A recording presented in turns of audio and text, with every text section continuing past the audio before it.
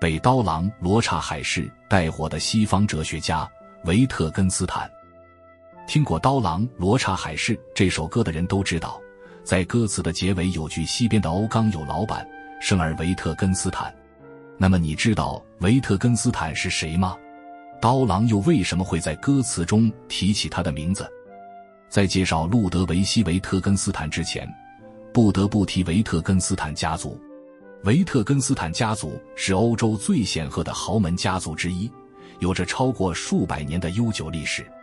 维特根斯坦家族的产业遍及钢铁、铁路、轮胎、金融和建筑业，对整个世界的影响更是涉及政治、经济、文化、哲学等诸多领域。在世界近代史上，除了罗斯柴尔德家族以外，还没有哪个家族的影响力能够如此之大，如此之广。路德维希·维特根斯坦被称为老天爷追着喂饭吃的人，他是欧洲钢铁大王的儿子，罗素的朋友，图灵的老师。他的妈妈是哈耶克的亲戚，几乎欧洲所有的音乐家都在他家的客厅演奏过，而他更是20世纪最有影响力的哲学家之一。少年维特根斯坦对机械和技术充满热情，10岁时便制造出一台简单实用的缝纫机。成年后前往德国柏林学习机械工程，恰逢莱特兄弟发明飞机，维特根斯坦转学到曼彻斯特维多利亚大学攻读航空工程和空气动力学，并发明了一种在每个螺旋桨叶片尾部带有喷嘴的航空发动机。这一设计理念成为后来直升机和喷气式飞机发展的重要基础。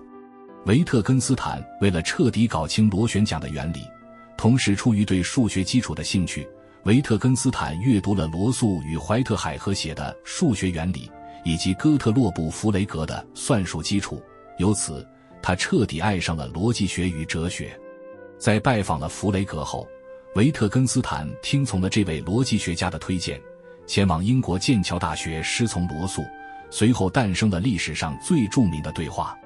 维特根斯坦问罗素：“我是不是傻子？”罗素不解地看着维特根斯坦，维特根斯坦接着说：“如果我是傻子，我就去做飞行员；如果我不是傻子，我就做哲学家。”罗素回答道：“那把你感兴趣的写下来给我看看吧。”几天之后，罗素拿着维特根斯坦送来的2页纸惊为天人，他跟维特根斯坦说：“别扯什么飞行员了，你就是天生的哲学家。”罗素称这场相识是他一生中最令人兴奋的智慧探险之一。第一次世界大战爆发后，维特根斯坦作为志愿兵积极入伍，在战场上他完成了标志着所谓哲学语言学转向的逻辑哲学论初稿。完成了逻辑哲学论，维特根斯坦认为哲学问题已经得到解决，于是怀着贵族式的热忱前往奥地利南部山区，投身于格律克尔倡导的奥地利学校改革运动，成为了一名小学教师。1929年，维特根斯坦重返剑桥，以逻辑哲学论作为论文，通过了由罗素和摩尔主持评审的博士答辩后，成为了剑桥哲学教授。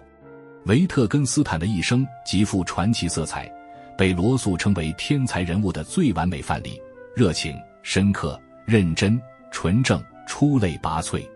在维特根斯坦的思想里有一个很重要的名词，那就是沉默。何谓沉默？就是只对眼前的事物或者心中所想闭口不言，把言语滞留在心里而不表达出来。在哪些环境下会保持沉默？维特根斯坦认为，当对象是无法言说之物时应保持沉默。比如谈论人生和理想这类抽象的事物，即使滔滔不绝，也难以说得清楚明白。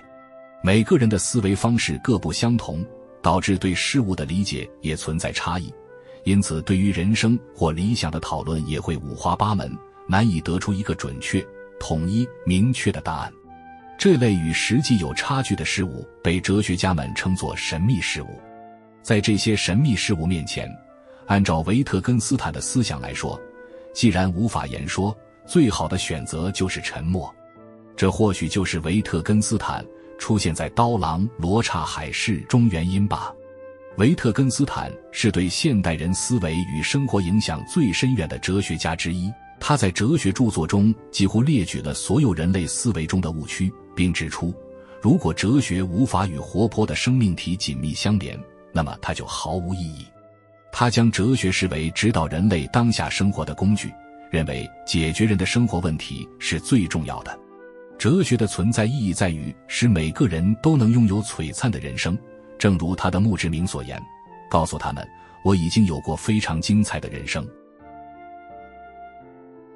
喜欢本视频的小伙伴点赞加关注，进入主页观看更多精彩分享。